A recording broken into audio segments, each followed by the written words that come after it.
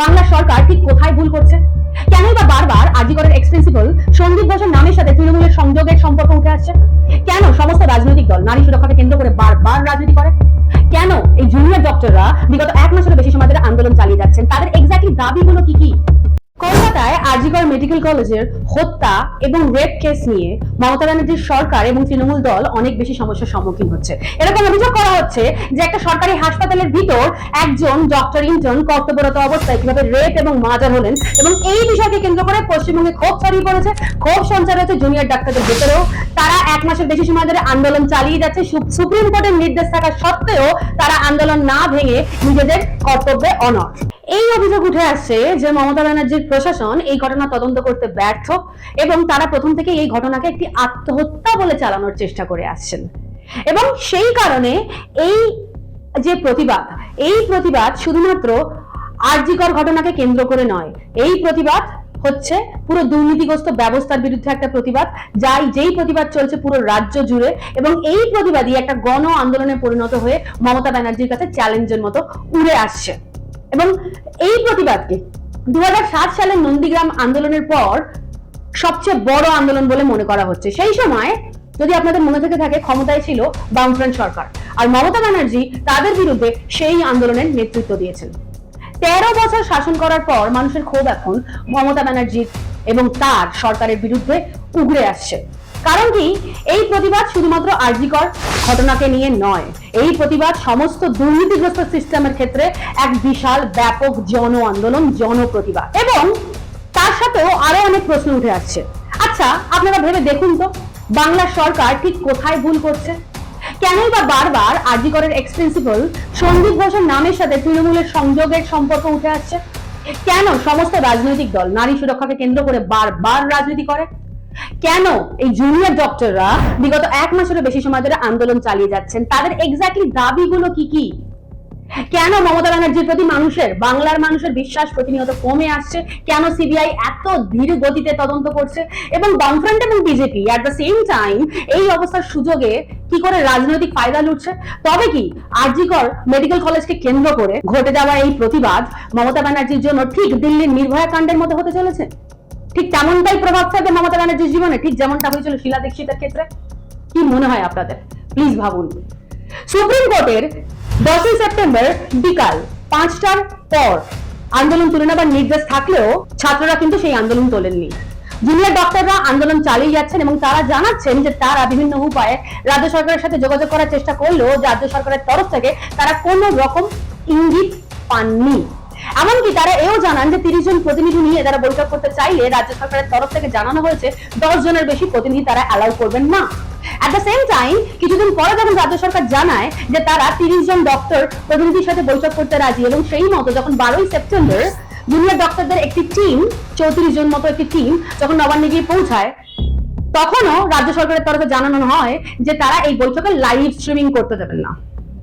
ঠিক সেই কারণে 12 সেপ্টেম্বরে নবান্নর যে বৈঠক সেটাও ক্যান্সেল হয়ে যায় এবং নিরাশ হয়ে জুনিয়র ডক্টররা আবার ফিরে আসেন। আচ্ছা, এখানে একটা প্রশ্নচিহ্ন উঠে আসছে। আপনারা একবার ভাবুন যে সুপ্রিম কোর্টেও আমরা দেখেছি, যেটা উচ্চ আদালত, সর্বোচ্চ আদালত, সেখানেও দেখেছি বিভিন্ন high voltage case, high sensitive কেসেরও লাইভ স্ট্রিমিং করা হচ্ছে, মানুষ জানতে পারছে। কিন্তু দিদি যেখানে বলেছেন যে খোলা মনে তিনি আলোচনা করতে চান, তাহলে সেই খোলা মনের বৈঠকের কেন তিনি লাইভ স্ট্রিমিং করতে দিলেন না? তিনি বলেছেন শুধু ভিডিওগ্রাফি নাকি অ্যালাউ। আচ্ছা, তার মানে ভিডিওগ্রাফিতে যদি কোনো রকম বাই চান্স কোনো ভুলভাল কিছু উনি বা ওনার দলের কেউ বলে ফেলেন, তাহলে সেটাকে এআই বা টেকনিক্যাল গোলযোগ বলে চালানো গেলেও যেতে পারে, কিন্তু লাইভ স্ট্রিমিং এর ক্ষেত্রে তো সেটা পসিবল হবে না। মানে আমি বলছি আর কি হাই প্রবাবিলিটি বা পসিবিলিটির কথা। আর এই মুহূর্তেই 12 সেপ্টেম্বরই তিনি প্রেস মিটিংয়ে বলেন যে ডাক্তারদের দাবি মেনে নিতে, এবং যদি দেশের মানে রাজ্যের মানুষরা চান তাহলে তিনি রিজাইন করতেও রাজি আছেন, তিনি পদত্যাগ করতেও রাজি আছেন। কিন্তু জুনিয়র ডক্টররা তাদের মতবাদ স্পষ্টভাবে জানিয়ে দিয়েছে যে তারা আন্দোলন ঠিক ততদিন অবধি চালাবেন যতদিন না Kolkata police commissioner, health secretary, director of health services and medical এডুকেশনের আধিকারিক কর্তারা পদত্যাগ করছেন। আর on the other side Paschimbanga সরকার এটাও জানাচ্ছে যে তারা সব রকম দিক থেকে চেষ্টা করছে, যেমন তারা এই কেসটাকে সিবিআই হাতে তুলে দিচ্ছে যাতে এই ঘটনার অত্যন্ত দ্রুত বিচার হয়। তারা এটাও জানাচ্ছে যে তারা রেপের শাস্তি হিসেবে মৃত্যুদণ্ডের উল্লেখ করে একটি বিলও পেশ করেছে, এমনকি তারা হাসপাতালে জুনিয়র ডক্টরদের তথা সকল ডক্টরদের নিরাপত্তা নিশ্চিত করেছে। রাজ্যে জুনিয়র ডক্টরদের প্রতিবাদ চলাকালীন সময় বিগত এক মাসে রাজ্য সরকারি হাসপাতালে মোট 27 জন রোগীর মৃত্যু হয়েছে, এমনটাই কমপ্লেইন করছে তৃণমূলের সুপ্রিমো। কিন্তু আমরা এটা দেখেছি এট দ্য সেম টাইম যে সময় জুনিয়র ডাক্তাররা আন্দোলন করছিল, এমনকি এখনো প্রচুর সিনিয়র ডাক্তার তারা ডাবল ডিউটি করছে, তারা অনেক ভালোভাবে চিকিৎসা পরিষেবা প্রদান করছে, এমনকি জুনিয়র ডাক্তাররা অবধি কলকাতার মোড়ে মোড়ে মেডিকেল ক্যাম্প করে চিকিৎসা পরিষেবা প্রদান করছে। এট দ্য সেম টাইম আপনাদের এই কথাটাও মানতে হবে যে সরকারের এই সময় এরকম অমানবিক এবং কঠোর আচরণ কিন্তু এই আন্দোলনকে আরো উস্কে দিচ্ছে। আমার বিশ্বাস আপনারা সকলেই ইতিমধ্যে জানেন যে জি কর হাসপাতালের 50 জনেরও বেশি ডক্টর এবং ইন্টার্নের বিরুদ্ধে ভীতিকর পরিস্থিতি তৈরি করার অভিযোগে তাদেরকে নোটিশ পাঠানো হয়েছে এবং তাদেরকে তদন্ত কমিটিতে ডেকে কলেজ ক্যাম্পাস থেকে বহিষ্কার করা হয়েছে। তারা আর কলেজের কোনো রকম অ্যাক্টিভিটিতে পার্টিসিপেট করতে পারবেন না। আর এইরকম পরিস্থিতিতে আরো বেশি সংখ্যক ডক্টরস এবং ইন্টার্নসরা আন্দোলনে যোগ দেবেন, কর্তব্যে নয়। ঠিক সেই কারণেই দিল্লির resident doctors association of India দ্বিতীয় ধাপে আন্দোলন শুরু করার কথা বিবেচনা করছেন। মমতা ব্যানার্জির বিরুদ্ধে এই অভিযোগ আনা হয়েছে যে তিনি হাসপাতালে মৃতের ভুল সংখ্যা সরবরাহ করে সুপ্রিম কোর্টকে বিভ্রান্ত করার চেষ্টা করেছেন। এবং অন্যদিকে পশ্চিমবঙ্গের ইন্ডিয়ান মেডিকেল অ্যাসোসিয়েশন জানাচ্ছে যে এই বিষয়ে সুপ্রিম কোর্টের মতামত বা মনোভাব কিন্তু ভালো নয়, কারণ তারা জুনিয়র ডাক্তারদের ফোর্স করে আন্দোলন উঠিয়ে নিতে বলেছেন আর তাদের কর্তব্যে ফিরে যাওয়ার নির্দেশ দিয়েছেন। অর্থাৎ তিনি তাদের বাধ্য করছেন তাদের দায়িত্ব পালন করতে, কিন্তু সেই সুপ্রিম কোর্টই এই অভয়াকাণ্ডের বিচার, ন্যায় বিচার দিতে এত দেরি করে ফেলছেন। আর সিবিআই এর বিরুদ্ধে অভিযোগ আনা হয়েছে যে তারা অত্যন্ত ধীর গতিতে এই তদন্তটিকে এগিয়ে নিয়ে যাচ্ছেন। আর ঠিক সেই কারণেই পশ্চিমবঙ্গে এত ক্ষোভ ছড়িয়ে পড়েছে। আমরা বরাবরই দেখে এসেছি যে জুনিয়র ডক্টররা কিন্তু এই প্রতিবাদকে রাজনীতি মুক্ত রেখেছেন, কিন্তু যেখানেই বিরোধিতার সুযোগ তৈরি হয় সেখানেই বিরোধী রাজনৈতিক দলগুলো সুবিধা দেখতে পায়। ঠিক যেমন বা যেভাবে দিল্লির নির্ভয়া কাণ্ডে শীলা দীক্ষিতের লং গ্লোরিয়াস পলিটিক্যাল ক্যারিয়ার শেষ হয়ে গেছিল, ঠিক তেমনটা অভয়া কাণ্ডে কেন হবে না, এমনটাই মনে করছে বাংলার বিরোধী দলগুলো। আর এই জি কর কাণ্ডকে ঘিরে আমরা বাংলায় এক নতুন সংগঠনের নাম উঠে আসতে দেখছি, যার নাম হচ্ছে পশ্চিমবঙ্গ ছাত্র সমাজ। না, এই সংগঠনের কোন রকম রেজিস্ট্রি অফিস কিংবা পটভূমি নেই, কিন্তু 27শে অগস্ট এই পশ্চিমবঙ্গ ছাত্র সমাজ সংগঠনটি এক বিশাল মিছিল বার করে নবান্ন অভিযান করেছিল এবং সেই মিছিলে কয়েক হাজার মানুষের উপস্থিতি লক্ষ্য করা যায়। তাদের দাবি ছিল যে তারা চায় মমতা ব্যানার্জি তার মুখ্যমন্ত্রীর পদ থেকে পদত্যাগ করুন, এর কারণ তিনি দোষীদের আড়াল করার চেষ্টা করেছেন। এবং এই মিছিলে আমরা প্রথম রক্তপাত দেখতে পাই। এর আগে কিন্তু এই প্রতিবাদ যথেষ্ট শান্তিপূর্ণ ছিল এবং প্রথম থেকে জুনিয়র ডক্টররা এই মিছিল থেকে শত হাত দূরে ছিল, কারণ এটা প্রথম থেকেই স্পষ্ট যে এই পশ্চিমবঙ্গ ছাত্র সমাজ কিন্তু আরএসএস এর একটা পার্ট। যদিও প্রথম দিকে ছাত্র সমাজের নেতারা নিজেদের অরাজনৈতিক বলে দাবি করেছেন, কিন্তু বাংলার মিডিয়া ইনভেস্টিগেশন করে তাদের প্রশ্ন করে জানতে পারে যে এই ছাত্র সমাজের এক সমন্বয়ক শুভঙ্কর হালদার, যিনি নিজেকে পরিচয় দেন আরএসএস এর একজন গর্বিত সদস্য বলে।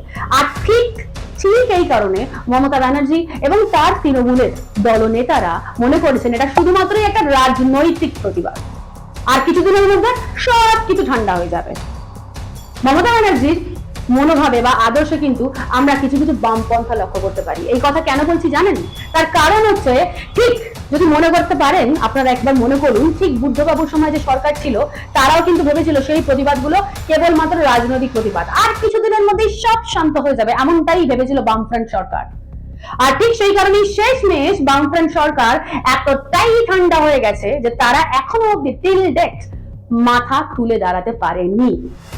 মমতা ব্যানার্জি মাননীয়া যতই রাম বাম কৌশলের রাজনীতির অভিযোগ করুন, মানুষ কিন্তু মাননীয়ার দিকে মোটেই মন দিচ্ছেন না, কারণ এই মাননীয়া স্বয়ং এই জি কর কাণ্ডকে ঘিরে নিজেই রাজনীতি করতে শুরু করেছেন। আচ্ছা, আপনারা ভাবুন, একবার ভেবে দেখুন যে ইনি চাইলে কি পারতেন না এক মাস আগে জুনিয়র ডক্টরদের সাথে শান্তিপূর্ণ আলোচনা করে এই প্রতিবাদের আগুনটাকে নেভাতে? হ্যাঁ, তিনি পারতেন বটেই, বাট তিনি কিন্তু তা করেননি। তিনি রাজনৈতিক অহংকার দেখিয়ে এই সুযোগ খেলায় হারিয়েছেন। পশ্চিমবঙ্গের প্রতিবাদের আগুন না নিভিয়ে মাননীয়ার উচিত ছিল তার দলের ভিতরে চলা বিভিন্ন আগুন নেভানো, কিন্তু তা তিনি করেননি।